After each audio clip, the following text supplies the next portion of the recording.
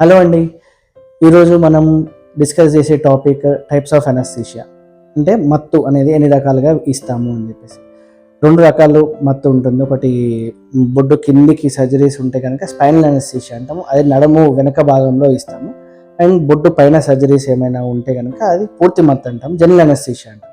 ఈ spinal anaesthesia అనేది mostly caesareans వాటన్నిటికీ కనుక స్పైనల్ అనస్థీషియా ఇస్తాము. జనరల్ అనస్థీషియా అంటే బొడ్డు పైన భాగంలో ఏదైనా ఆపరేషన్లు అయినా లేకపోతే పెద్ద పెద్ద ఆపరేషన్లు ఏమన్నా అయినా కూడా లాంగ్ టేకింగ్ సర్జరీస్ అంటే more than 8 hours more than 4 hours అట్లా సర్జరీస్ ఏమైనా ఉన్నా కూడా పూర్తి మత్తు ఇచ్చేస్తాం. స్పైనల్ అనస్థీషియాలో వచ్చేసరికి పేషెంట్కి అన్నీ తెలుస్తాయి, మాట్లాడగలుగుతారు, వినగలుగుతారు.